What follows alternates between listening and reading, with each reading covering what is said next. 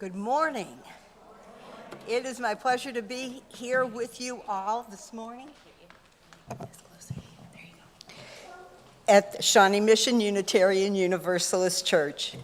Welcome to this morning, this day, and this opportunity to be together in community, which is a time of joy, comfort, and sometimes challenges. This Unitarian Universalist congregation of Shawnee Mission, or SMUUCh, is a place where we come to learn about being more human. We're not here because we figured out life's questions or because we think we've got it right. We come here to learn more about being in relationship together, how to listen, how to forgive, how to be vulnerable, and how to create trust and compassion in one another. His words are from Erica Hewitt. We're so happy that you've chosen this YouTube channel, this Sabbath, this sanctuary in time. That you're here is something for us all to celebrate. We know you have so many options on Sunday morning, and that you chose to be here is something we celebrate. We extend an especially warm welcome to our visitors and anyone who may be watching online for the first time.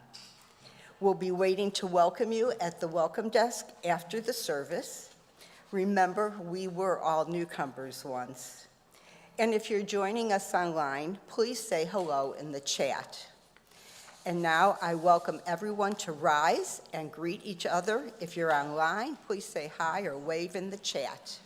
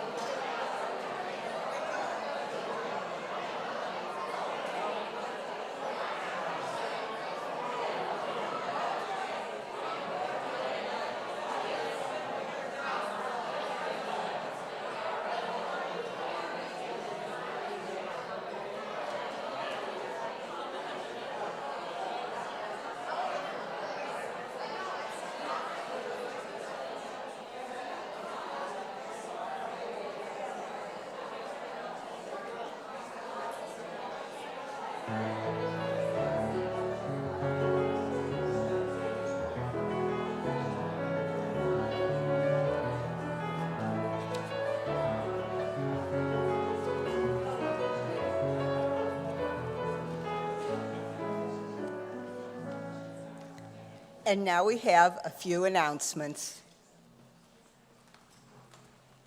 Good morning. Firstly, today we have a wiffle ball game immediately following the service out in the back lot of our church on the grass. This is a game for all ages and all abilities. It's going to be fun, playful, outside. Just meander out back to the green space and be ready for some fun. Secondly, there is a neurodiversity panel discussion next Sunday after church at 12 p.m. in the multipurpose room. Neurodiversity is the idea that people experience and interact with the world in different ways. There is no normal way to think, learn, or be. During this discussion, we will learn about neurological differences such as autism spectrum disorder, attention deficit hyperactivity disorder, and intellectual giftedness from neurodivergent folks, youth, and adults in our community.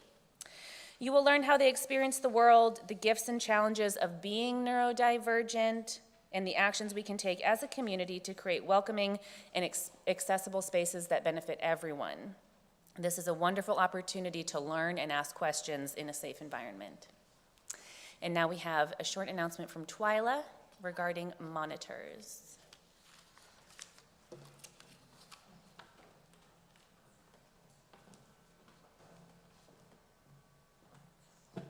So you all received the security policies in your email, I expect. It's a long document. But last week, we started rolling it out. And I don't know that you knew it, but we had 2 monitors and I looking at the parking lots, walking the hallways from 10 o'clock till noon, I think it was. So if you see us, that's why we're there. We need other people to come with us. I don't think I've got anybody but me next week. And it's a short commitment time. Don't have to do it every month. You just do it once, and then maybe I beg again and you do it again. So there's a place on Realm that you can sign up, or if you want to send me an email, that would help too. Thanks. You're welcome. Lastly, we have a very special guest speaker and musician with us today, Rabbi Moti Rieber.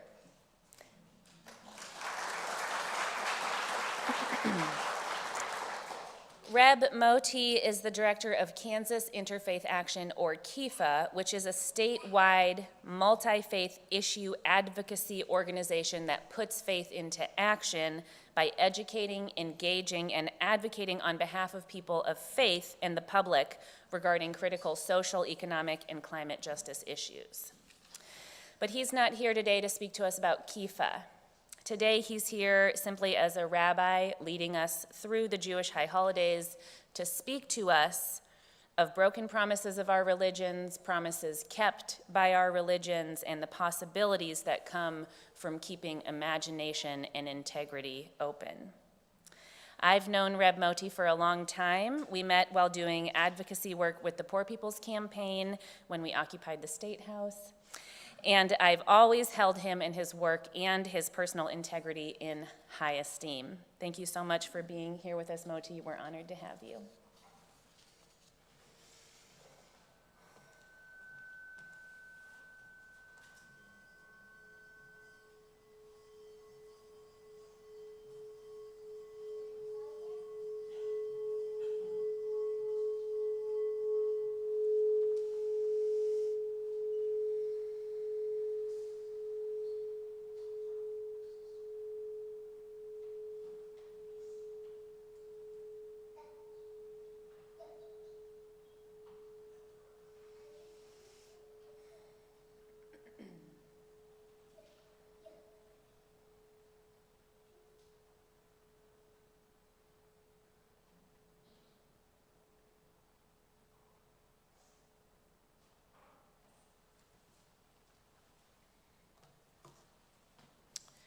May our congregation be one that places before us all the gentleness and softness and vulnerability that weapons and greed and hatred are trying to destroy.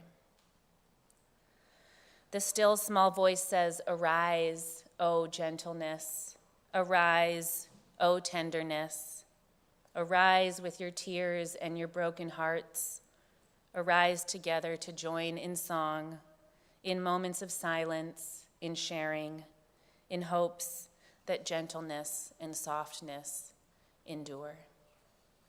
Come, let us worship. Please rise as you're willing and able for our opening hymn, number 159 in the gray hymnal, "This Is My Song."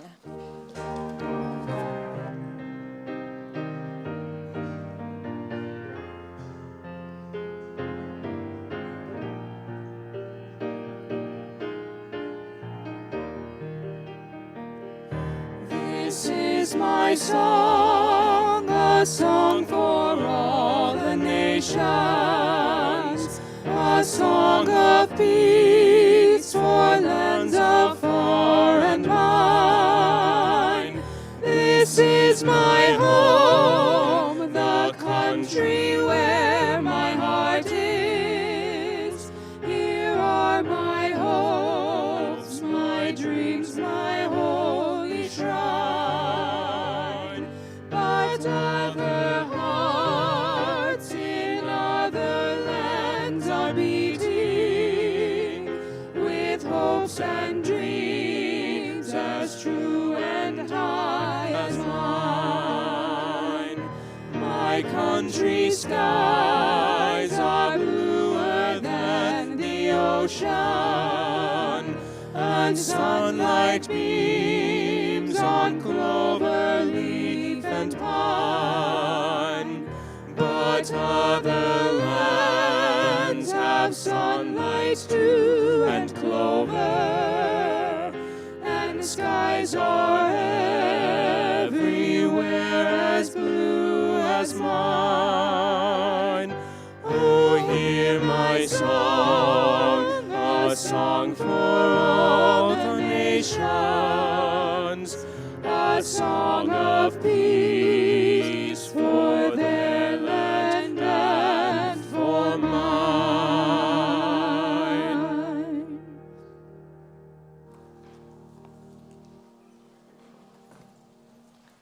Come, let us worship. Now, as Shannon comes forward to light the chalice,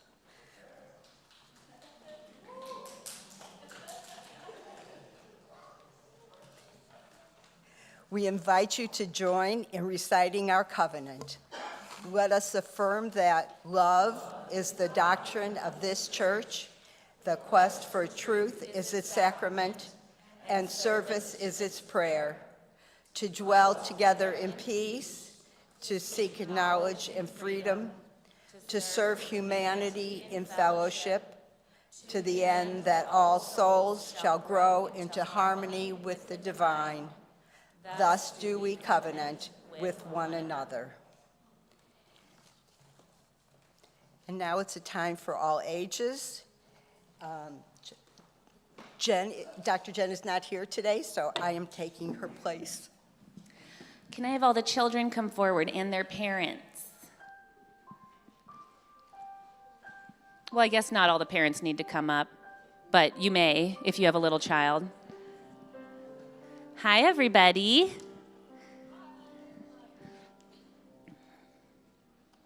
How's everybody doing? Wow, you guys look, one of you looks very glam, but all of you look really beautiful. It's nice to see you all. Who knows what this is?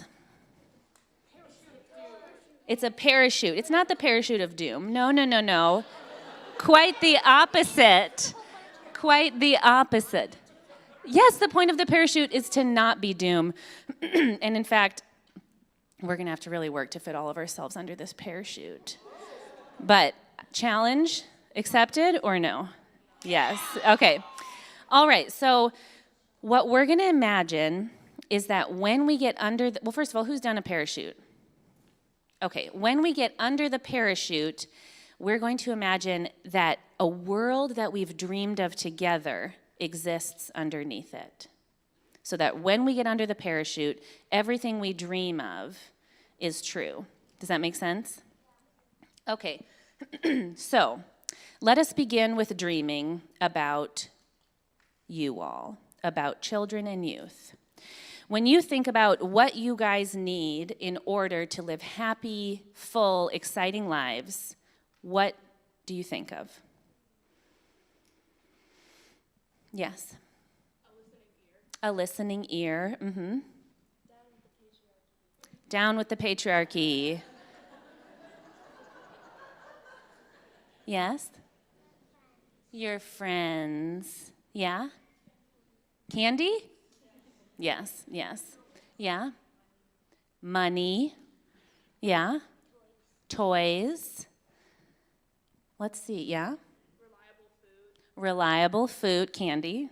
Yeah? Reliable food. What else, yeah? Video games. Yes, you do need video games. Yeah? Daddy? Yeah. TP? Oh, TV. TV. Yeah, excuse me. But yeah, both. Yeah, basic human needs. Yeah. Mm-hmm.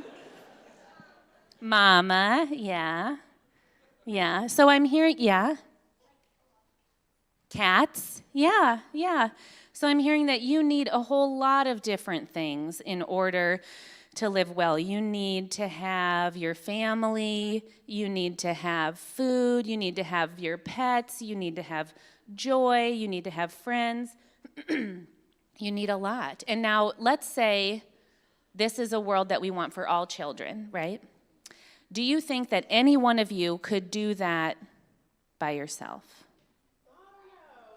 Could you make the world, could you save the world by yourself?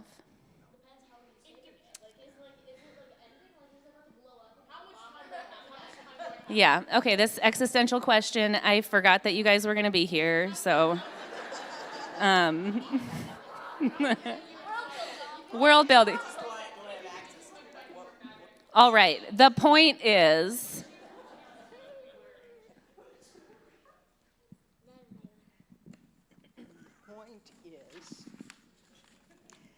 there is a small role for everyone in building this new world.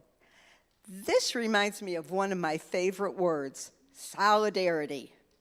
Let's practice saying it a couple of times. Solidarity, solidarity, solidarity. Solidarity means to link and act as a community, that we are all in this together. Solidarity means that each of our small actions matter. When we make small actions together, we can build a new world where every kid has everything they deserve. all right, so could you do this parachute by yourself? No, it wouldn't work. No. As my child would say, no. No clones. All right, let's do it together. Let us do the parachute. And as we do it, we're going to imagine that when we go under, every child, including you all, has everything that they need. Okay, let's do it.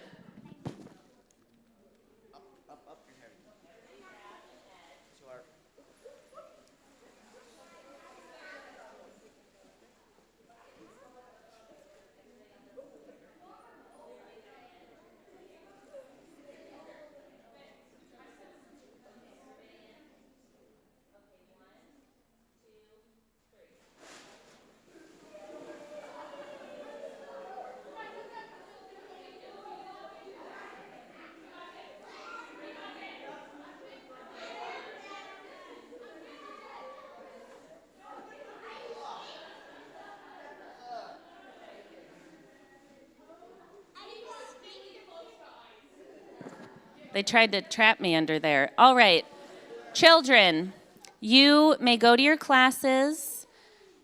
Parents, you can take your kids to your classes and come back. There's all ages childcare, or you can stay here if you like. Let us sing them out.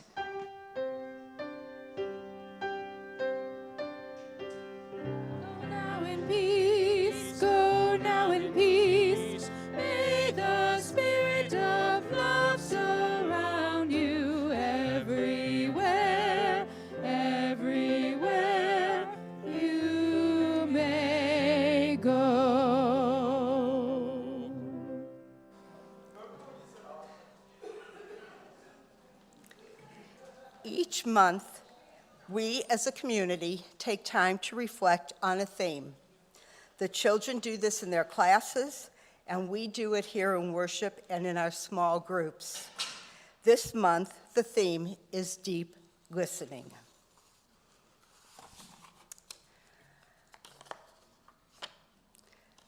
I had just returned from a year in Israel. He had been in Chicago for a year when I met him. He talked, I listened. I talked, he listened. We agreed on more things than disagreed. We married soon after. I became immersed in his culture. Many of my friends dropped away because of who he was. How could I marry one of them? Weren't they the losers? Didn't they want and try to kill us? But I listened to the stories of others, other Palestinians. And the stories were hopeful, sad, funny, absurd, and very human. Yes, there was anger at being occupied, but there was so much sadness and hope for the future. So how did I get to this place? During the year, it was 1970, and I lived and worked in Jerusalem. And I had the opportunity to meet Israelis and Palestinians. We had long conversations, and I have always been willing to listen more than talk. Besides, what could I say? I, who grew up in a very Jewish neighborhood on the south side of Chicago, how could I know what they were going through, both Israelis and Palestinians? But I did come of age in the civil rights movement. So what did I glean from these conversations? Coming on the heels of that movement in this country, I saw it being replicated with the Palestinians there. Their rights were being curtailed, their freedoms limited. They were denied justice and liberty because they were a group of people who were occupied by Israel. Inconceivable, and not very Jewish in my estimation. It was at that point that I felt Judaism fail me. Its prayers rang hollow, and where there was a wonderful God, benevolent in all of this, it just wasn't right. So I returned home, disillusioned and with a very different worldview. Back in Chicago, I'm now married, I knew I had a lot to learn and a lot more listening to do. I, of course, learned first about food because what else is important for a newlywed? I learned even more about Palestine and its people. So very much like my people. Culturally, we were so similar: food, family, friends. And unlike my friends, his friends totally accepted me knowing I was Jewish. I was called friend, sister, cousin. It was humbling in many respects. So now, more than 50 years later, we continue our conversations. They have gone up and down, as has the politics of the Middle East. Listening is as important as ever as we struggle through the current situation. So please listen to the words of the Palestinian poet Anis. I invite you to join me on the right side of history. Will you speak up? Will you take a stand? Will you say no to genocide and yes to humanity? Silence is no longer an option. Will you condemn 75 years of illegal occupation, apartheid, ethnic cleansing, war crimes, land theft, and genocide of the Palestinian people? If so, then I stand with you. I dream of a place, a world where both Palestinians and Israelis live in peace and harmony. I dream of a day where occupation, terrorism, and genocide are extinct in the Holy Land. A future that ensures equality and justice, whether you're an Arab, Jew, Christian, Palestinian, Israeli, or just simply a human being with a heart. And join me now as we demand freedom, peace, and liberty for the Palestinian people. Together we can cry out, "Free Palestine," until it's backwards. Fawzia Abu Khalid says it all. Without paper and pen, into your heart I reach. Listening is more poignant than any speech.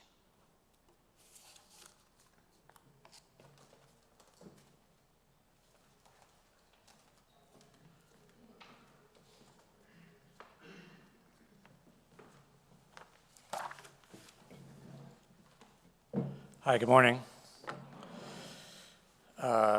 This is not my sermon, I'm going to read a psalm here. So Psalm 27 is commonly read during the high holiday season. So it goes from the beginning of the month of Elul, which is the month before Rosh Hashanah, through the end of the high holiday season, so through Simchat Torah, which will be a couple of weeks from now. And I wanted to show you that The translation that I'm using is by a poet and Zen priest and Jew named Norman Fisher. I don't know if you've ever heard of Norman Fisher, but he's a very powerful, he's both a Buddhist teacher and a poet. And he did a book called Opening to You, Zen-Inspired Translations of the Psalms. So this is his Zen-inspired translation of Psalm 27, the psalm that's traditionally recited during the holy season. You are my light and my help, whom should I fear? You are the fortress of my life, whom should I dread? When the narrow ones gather their strength to devour me, it is they who stumble and fall. Even if a royal army were camped outside my gate, my heart would not fear, and when they struck out with terrible weapons against me, even then I'd trust.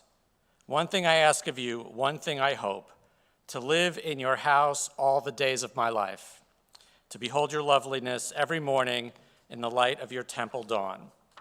Till on a doomful day you secure me in your precincts, conceal me within the folds of your covering tent. Place me high and safe upon a rock, my head lifted above the engulfing waves. With the joy of my heart I will sacrifice within that billowing shelter, singing and playing my abandonment to you. Hear my voice when I raise it up, be gracious, answer me. Speaking with your voice, my heart sang, seek my presence, I will. Do not hide your glowing face from me. Do not reject me in anger because of my shortcomings. You have always been for me. Don't cast me off now. Don't walk away, my helper, my friend. My mother and father forsake me, but you take me up, show me the way. Guide my steps on the clear path against the ever-present cliffs and thickets. Protect me from the noise of desire and hatefulness, from false words and shouted accusations. If I did not have faith in your rightness, that it would bloom in this living land, it is unthinkable. I wait only for you with strength and good courage. I wait only for you.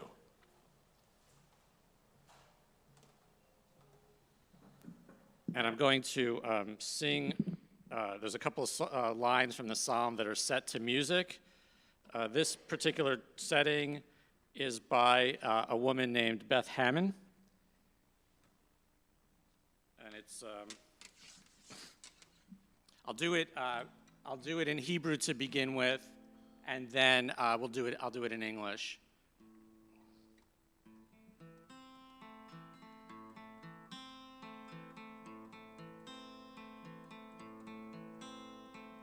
Achat she'alti me'et Adonai, ota avakesh.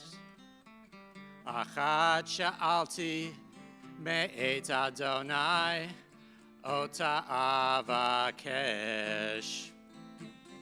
Shivti b'veit Adonai, kol yemei chayai. Shivti b'veit Adonai, kol yemei chayai.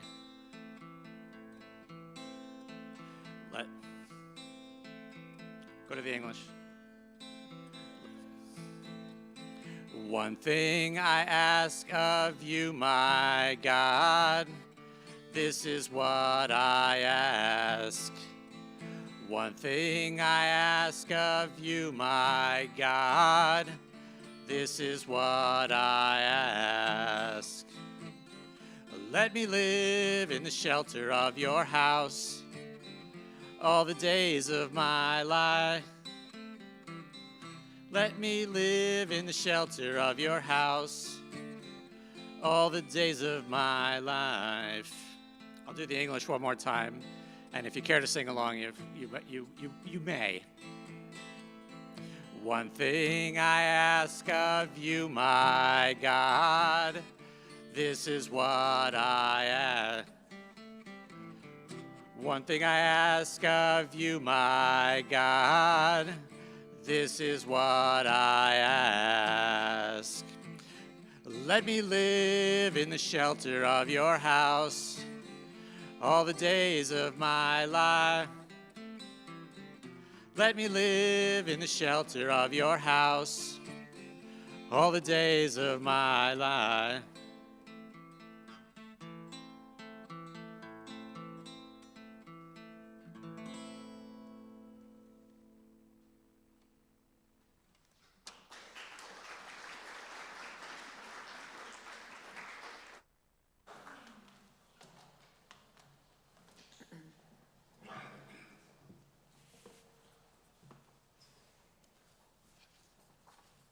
We come to this place to see and be seen, to teach and be taught, to hear and be heard.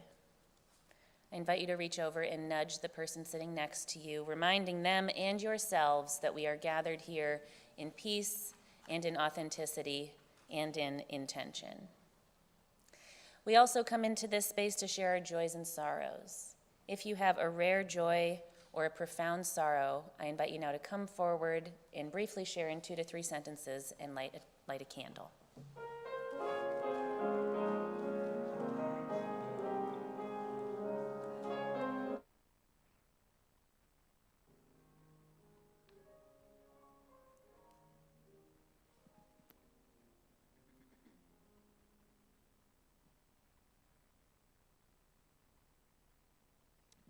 So for the second time in several weeks, I come up here to light a candle of joy that my congregation in Florida is well. No, the congregational building is well, and the people are even better.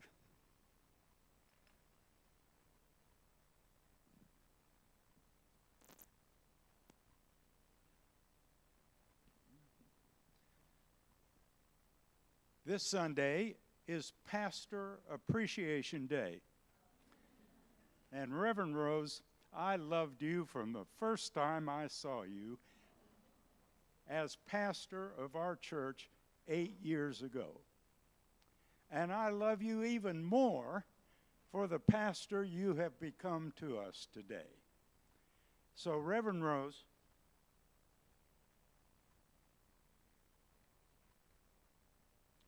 this candle is for you.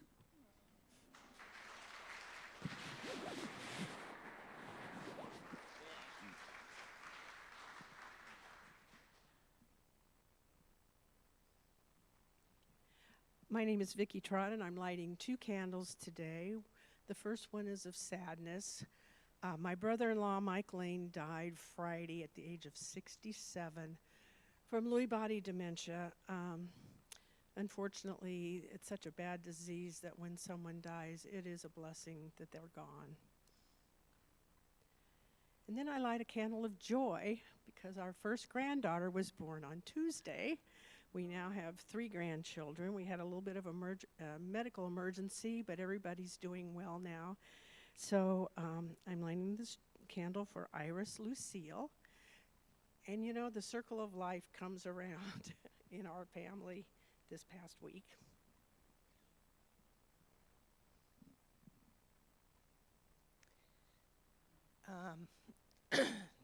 I have a sorrow.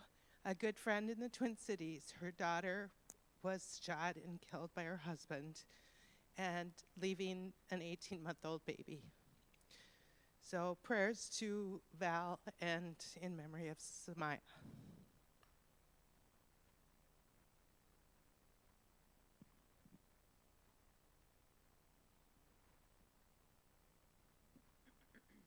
My name is Melissa, and I have a candle of sorrow.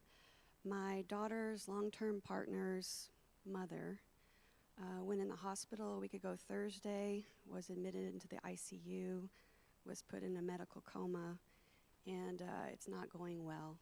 Chances of her survival are like 25%. They've called in all the family, and it's just very, very hard. Her name is Rachel.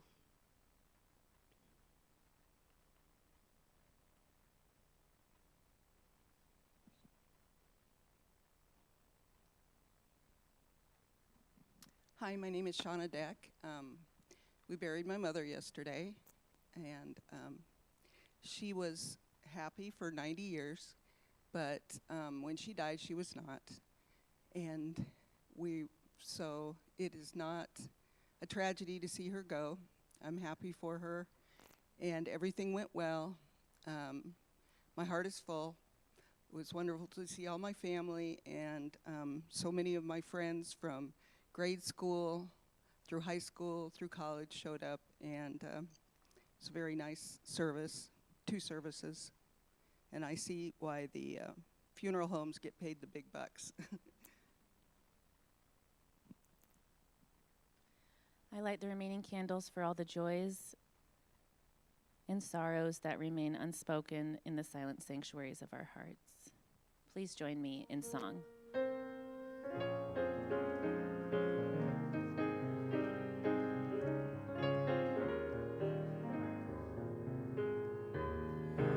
We hear your words, we witness your life in all of its heaviness, in all of its brilliance, and we carry your joys and sorrows in a shared heart.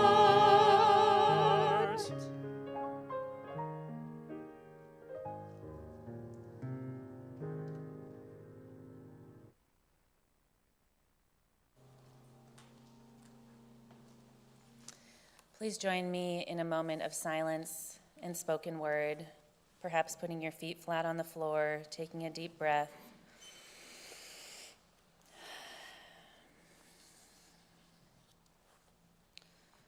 Let us join together in a moment of peace, connection, and solidarity. Sitting together for a minute in vigil for all those who live through war.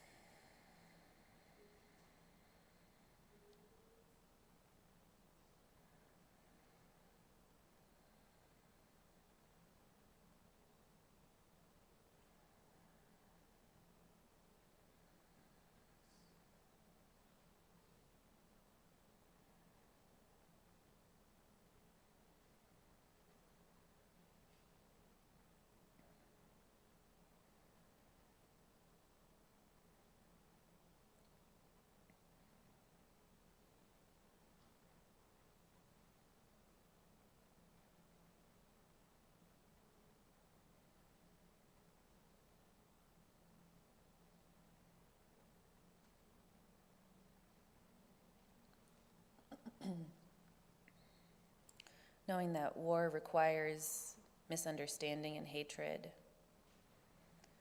Before we sing our meditative hymn, I invite us to do a loving kindness meditation along the lines of hatred. Identifying in yourself a person or people who have been marked as inhuman enough to be exterminated. I invite you to sing our meditative hymn to them.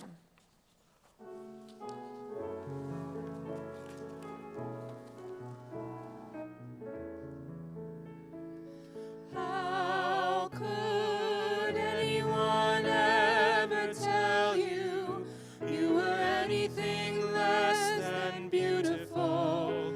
How could anyone ever tell you you were less than whole? How could anyone fail to notice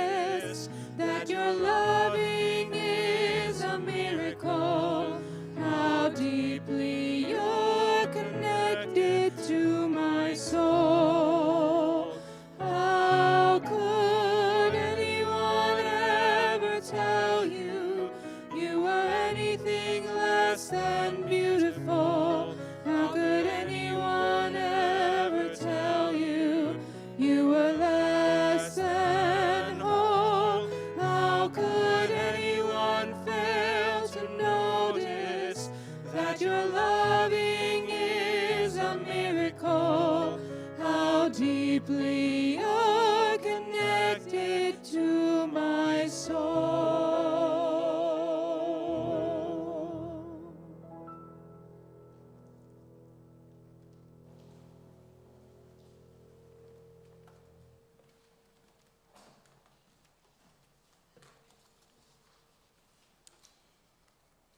This is a reading from Joel Novi. From now on, I will only worship gentleness. My congregation will be the one that places in the ark all of the softness and vulnerability that Israeli machismo keeps trying to shoot in the head, or bury in the rubble, or humiliate blindfolded on its knees, or bulldoze away. The still small voice says, "Arise with your tears, your broken hearts, your crushable bodies, which also endure only at the mercy of another sip, another meal. The sky staying clear, the roof staying up. Bring me your sadness, which overflows your body and your bed and fills the whole room and then the world. Do not be ashamed. Behold the majesty of soft bellies, flesh that can tear kishkis that all look alike, closed or blown open. No sneering sarcasm, no flag, no shield, no tech, no preemptive strike. Even killing more of their children can conceal it anymore. The frightened child in the mirror is you. She demands consolation because the cries of children in pain dismantle every fortress and pierce the heavens, knowing this is the dawn of redemption. We are like clay in the hands of the potter, soft and undefended, just putty and spirit, every breakable. The warrior who does not weep is a lie. The soldier who can kill his way to safety is a lie. The one whom we claim crowns our vengeance with glory is an idol who leads us to hell. There is no crown, only a sweet kiss on your temple. God's hand, though mighty, just very gently tucks a wisp of hair behind your ear as you drift to sleep. God's outstretched arm is the warm, steady palm on your back as you cry for a long time.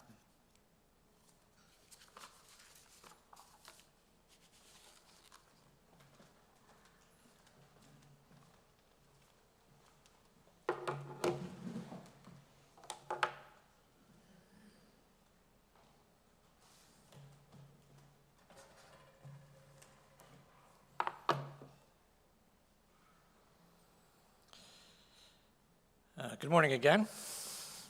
Thank you for inviting me.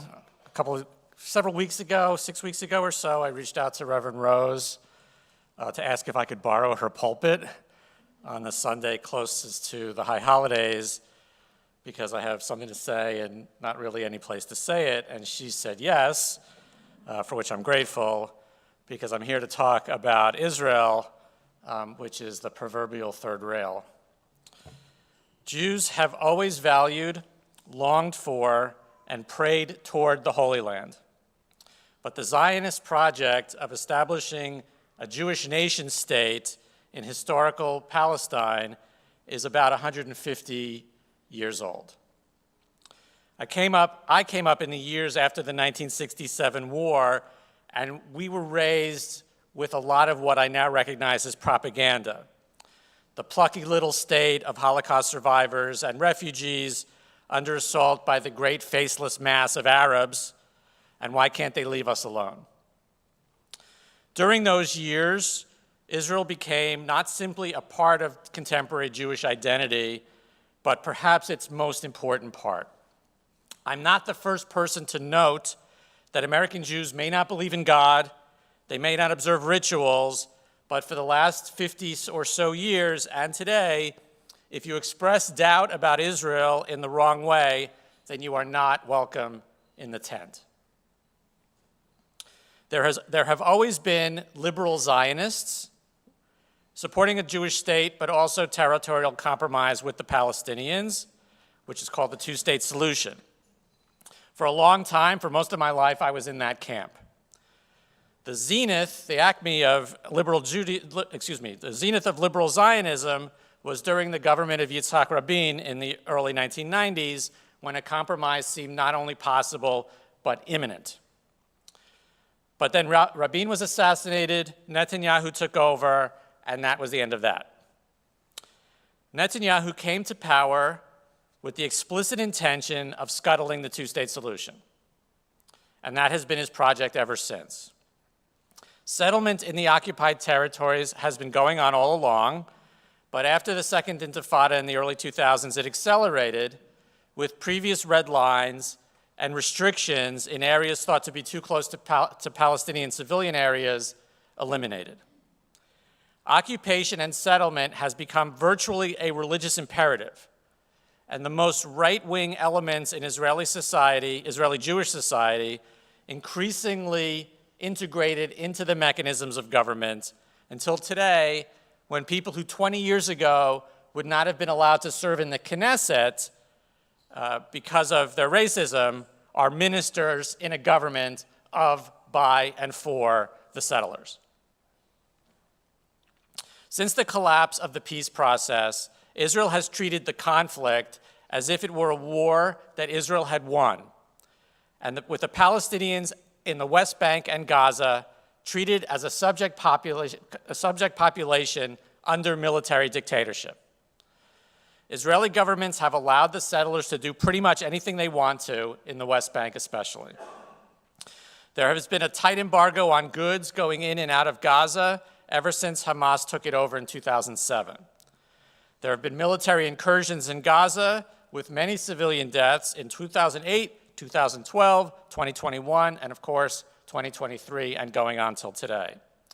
In all that time, land grabs, organized violence by settlers, and establishment of a full apartheid system in the West Bank has firmly been set in place. If one of the parties doesn't want to compromise and does everything in its power to prevent it, then there isn't much chance of success, as Barack Obama found out. And at this point, the two-state solution is little more than a shibboleth that liberal American Jews and American politicians use to pretend that they have a path forward. But they don't. Liberal Zionism is a failed philosophy. It has no moral weight or political prospects, despite many liberal Jewish organizations continuing to pay it lip service. And so I left liberal Zionism behind. I consider myself a post-Zionist, and since liberal Zionism is the acceptable end of Jewish discourse, this has put me at odds with the community, especially one as conservative as the one here in KC. I am fortunate that I have been able to make a living through my interfaith advocacy work, so while I don't make a habit of speaking about Israel, I also don't have to muffle my voice for the sake of professional viability. Hamas's attack in Israel's south on October 7th, horrifying as it was, and I'll speak more about that in a second, has to be seen in this context. A long-standing situation of displacement and oppression with neither the prospect for political advancement or even basic rights for the Palestinians, nor international intervention to moderate Israel's behavior. Zionist claims that this attack was completely out of the blue with no possible context are false. As the Israeli government and electorate moved right, so did the American Jewish community's leadership. Until today, all of the major Jewish communal organizations have made supporting Israel their major, if not their only, mission. The Anti-Defamation League is a very good example. Founded to support human rights and oppose anti-Semitism, it has become a pro-Israel lobby group, using the credibility it built up over the century to accuse anyone who doubts Israel's actions of anti-Semitism. The attacks on October 7th were horrifying, full stop. I know some in the Palestine liberation movement and on the garbage left want to see it as legitimate armed resistance, but an operation designed to kill civilians is not liberatory. Israelis are convinced the world is against them and doesn't care if they live or die. Acting out of grief and trauma and in a complete propaganda bubble, the legitimate revulsion at a terrible act of terrorism was used as a rationale to unleash terrible retributive brutality on Gaza. Israeli officials used and use the language of Amalek. In Deuteronomy 25, the Israelites are specifically commanded to blot out the remembrance of Amalek from under the heaven in retribution for what Amalek did to you as you were coming out of Egypt. Once you start calling your enemies Amalek, it's very hard to come down from the tree. But even I could not have imagined how terrible and overwhelming and genocidal Israel's response has been. At least 42,000 and probably many more dead. At least 100,000 wounded with no medical infrastructure to care for them, and 10,000 missing. The deliberate destruction of the entire infrastructure of Gaza, hospitals, schools, water treatment plants, electricity, apartment buildings, refugee camps. All 12 universities in Gaza have been destroyed. People shot as they flee or attempt to surrender. Blocking of humanitarian aid and use of starvation and disease against the civilian population. The deliberate murder of journalists and emergency responders. In September, Gaza's Ministry of Health released a document containing the names and ages of Palestinians killed by Israel since October 7th, a list that runs 649 pages, the first 14 of which are filled with the names of babies. When I last checked on Friday, 61 Palestinians had been killed and 231 wounded in the prior 24 hours. And now the war has expanded to Lebanon. The Talmud teaches whoever destroys a single life is considered to have destroyed the world, and how many worlds have we destroyed? The Judaism I follow is a peace-loving religion, one that stands against unjust power, as in the Exodus story, and for an ethical standard that is universal and eternal. American Judaism's dedication to the value of tikkun olam, repair of the world, is inspirational, and American Jews have been deeply involved in progressive movements throughout the course of this country's history, including the civil rights, peace, feminist, and union movements. And our experience in the 20th century taught us and the world that genocide is categorically wrong. Israel went a different way. Harry Truman was recorded as saying that if the Jews got state power, they would be just as bad as everybody else, and he was right. A 2,000-year tradition of rabbinic aversion to violence, of dedication to the service of God and to learning, could neither withstand nor guide 75 years of power. Those of us who advocated for a compromise when that was still possible argued that the occupation couldn't help but undermine the moral structure of Israel. What we didn't understand and didn't realize was that it would also undermine the moral structure of Judaism itself. There are many younger Jews, some of whom went through day schools and summer camps, having the same ethical message instilled in them, who are fighting back, and this is heartening. Yesterday, during a break in synagogue, I watched a live stream from Brooklyn of a Yizkor memorial service about the genocide in Gaza. And when they turned to the crowd, there were a couple of thousand people there, which is really inspirational, considering I always think I'm the only person who feels this way, aside from my friend Joel, whose poem you just read. But there's actually quite a number of people who feel this way. But most synagogues and other mainstream Jewish institutions have fallen in step behind Israel's actions. There's a lot of pressure to quote-unquote support Israel, including pressures of employment in Jewish institutions. It is taken as inarguable that Israel is the wrong party and that virtually any action it takes is justified because Hamas. One will also hear heartfelt pleas for solidarity from family and friends in Israel, saying the whole country is disrupted, on war footing, sheltering in bomb shelters due to missiles from Iran and Lebanon, and if Jewish solidarity is to mean anything, it has to mean something now. I mourn the loss of life in Israel, and I feel for my friends who are suffering there, but I cannot support the actions of the state.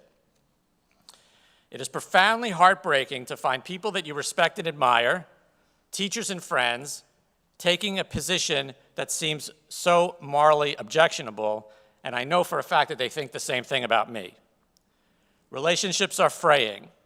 American Jewish leadership, and it must be said, American political leadership, continues to support Israel's actions unconditionally. I'm going to ask you to put up the slide. I mourn for my beautiful religion, for what has happened to my beautiful religion and to my people. Seek peace and pursue it, we are taught. But in place of justice, we have brutality. In place of peace, we have not simply quote-unquote self-defense, but wanton retribution and annihilation. And it is done in the name of the Jewish people. It is truly, truly heartbreaking. And in this period of the high holy days of repentance and return, too many cannot acknowledge the devastation that we have inflicted and continue to inflict on the Palestinian people. This is a part of a slide deck that was prepared by a group in Israel called Halachic Left. Halacha means Jewish law. And We Have Sinned Before You is from the Yom Kippur liturgy. And it's Chatanu Lefanecha, we have sinned before you, and there's a number of them. And this one says, we force Palestinians to relocate. We have sinned, we have trespassed, we have done violence, we have counseled evil. These are all language, this is all language from the liturgy. We have stolen, we have committed sexual immorality, and we cannot even ask for forgiveness because we don't even recognize that what we have done is wrong. Slide off. I want to now turn from the moral issue to the political ramifications. Israel has developed technology and tactics in the suppression of Palestinian resistance, including nonviolent resistance, and sells that technology and teaches those tactics to other autocratic forces around the world, including American police. For all the talk of startup nation, Israel's main export at this point is security technology. And now it seems to have proof of concept that mass slaughter of a subject population is just another tactic. Netanyahu is a stone war criminal who deserves to go down in history with Milosevic and Pol Pot and should not spend another day out of The Hague. But he didn't do this by himself. According to a survey in May, so 6 months after this started, only 4% of Israeli Jews agree that the government's action in Gaza have gone too far. And American Jewish institutions and the American government has supported him every step of the way. And make no mistake, Netanyahu wants Trump to win this election. He knows he'll get a free hand to do what he wants, not that Biden hasn't given him a free hand also.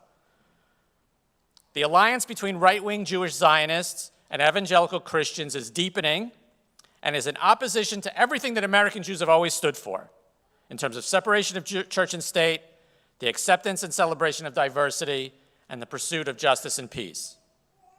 And then there is the role of AIPAC, the main pro-Israel lobby, spending big money to defeat progressives, mostly progressives of color, in Democratic primaries. Accusations of anti-Semitism have been weaponized in support of Israel's actions so much that it seems the First Amendment itself is in jeopardy. People have lost their livelihoods for speaking out and are attacked, as Ta-Nehisi Coates found out recently. Tenured professors are fired for Instagram posts, and peaceful protesters are expelled from school or deported or prosecuted. It is truly today's Red Scare. There is certainly anti-Semitism in Palestinian solidarity movements and on the broader left. I've seen it myself. But we have to recognize that taking away the right of people to protest that which deserves to be protested establishes the precedent that speech and assembly are not guaranteed. That will make it easier to suppress future protest movements, which may be very necessary with the way things are going in this country. And finally, Israel's actions in Palestine and the toxified discourse around it are making it much harder for us to build the kind of broad coalitions that are needed to resist the fascist onslaught. And oh, by the way, while all this is going on, real vicious anti-Semitism is growing every day, particularly on X, which I refer to as shitter.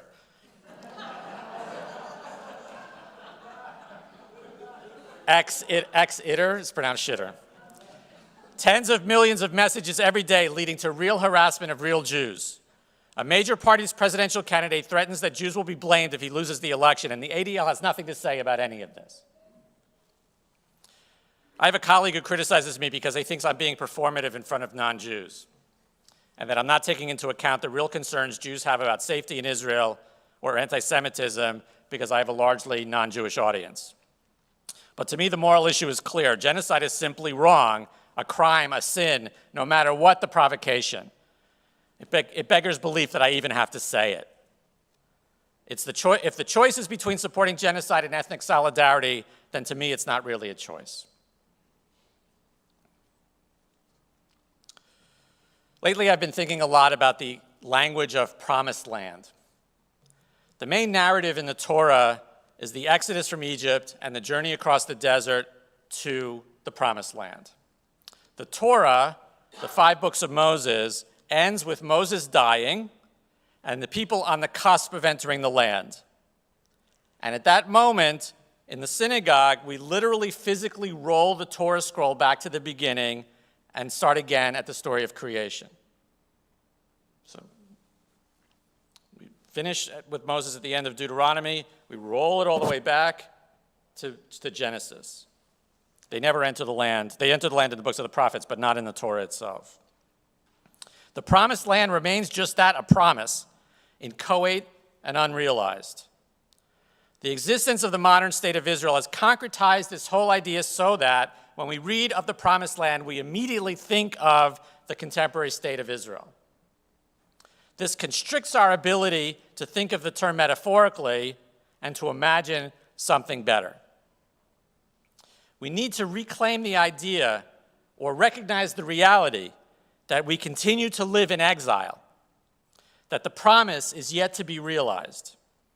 We have to figure out a way forward for Palestinian human rights and self-determination and work to develop a Judaism that does not place Israel at its center, a Judaism that has not sacrificed its moral power on the altar of Zionism. The path may be long and the future uncertain, but the promised land of equal rights, equal citizenship, and equal justice for all is in front of us forever. Thank you.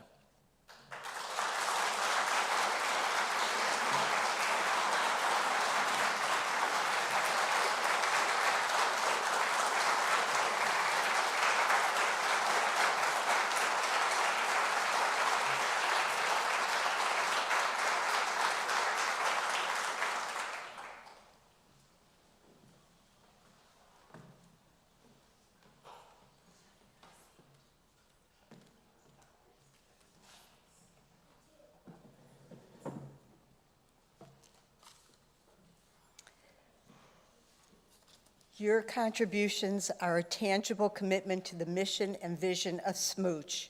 Each time you give, you renew this commitment to the mission and vision of the congregation. And as a result, your support is entwined with all that we believe and all that we do here together. This is our special gift. The offering will now be taken and received.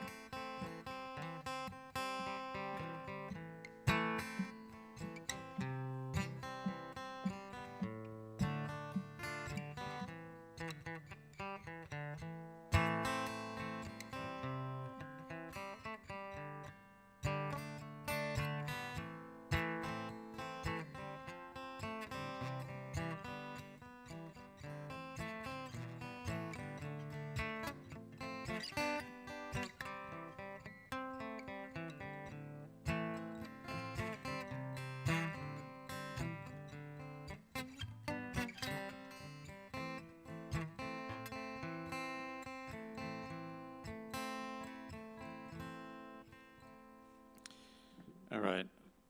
I'm going to, so I have a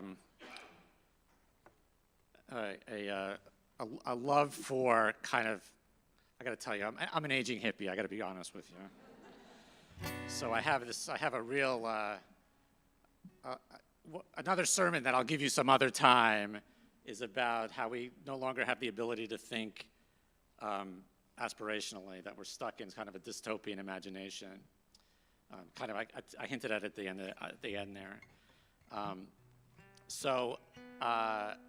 like to do, Phil Oakes songs and like the peace songs and stuff from the 60s, because I think that that was a time when we actually had some imagination about what the world could be like. So I actually found, this is probably the most cringe song imaginable. When I was, this is like the song that, like stereotypically, this is the you-iest song ever, right? But I think it really fits, and I really kind of want us to recapture that aspiration, that feeling of working for something, believing that we can work for something better.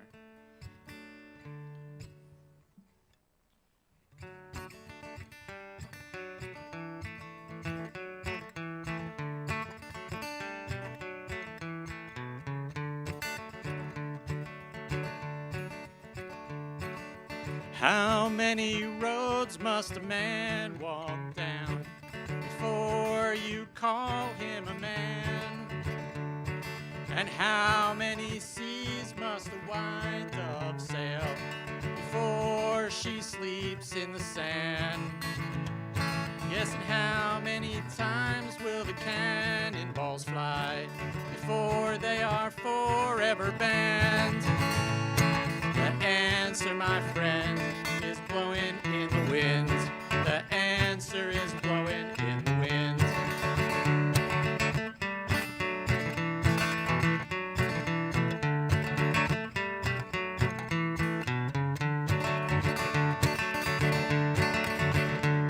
Yes, and how many years must a mountain exist before it is washed to the sea? How many years must some people exist before they're allowed to be free? And how many times can someone turn their head and pretend that they just don't see? The answer, my friend, is blowing in the wind. The answer is blowing in the wind.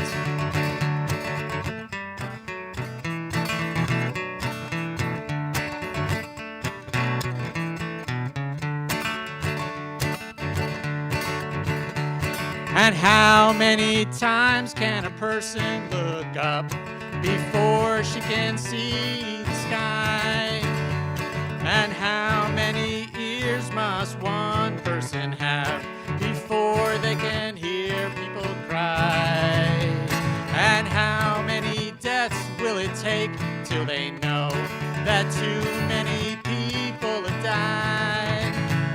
The answer, my friend, is blowing in the wind. The answer is blowing in the wind. The answer, my friend, is blowing in the wind. The answer is blowing in the wind.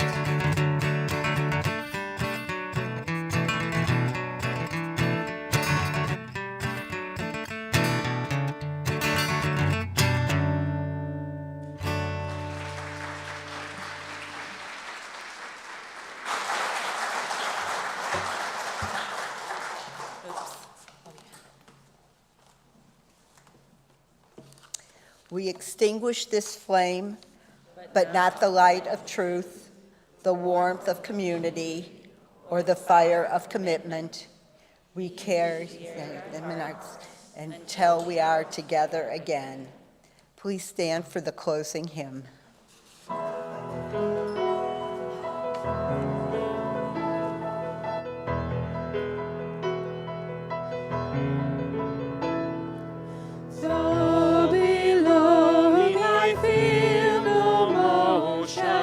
Standing on these mountains and plains, far away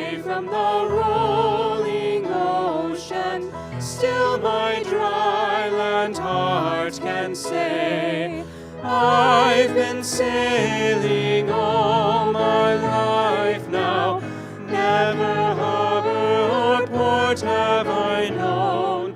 The wide universe is the ocean I travel, and the earth is my blue boat home.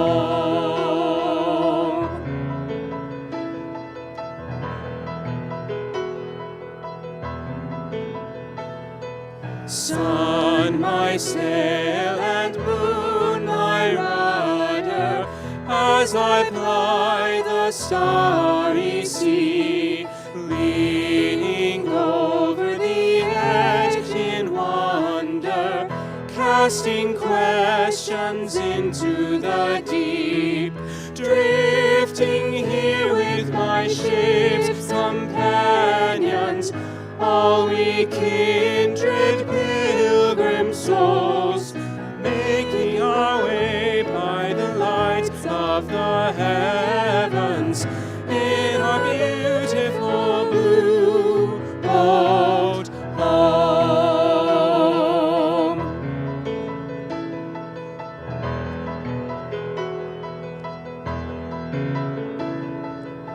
I give thanks to the waves upholding me, hail the great winds urging me on, greet the infinite sea before me, sing the sky my sailor's song. I was born upon the fathoms, never harbor or port have I known. The wide universe is the ocean I travel, and the earth is my blue boat home.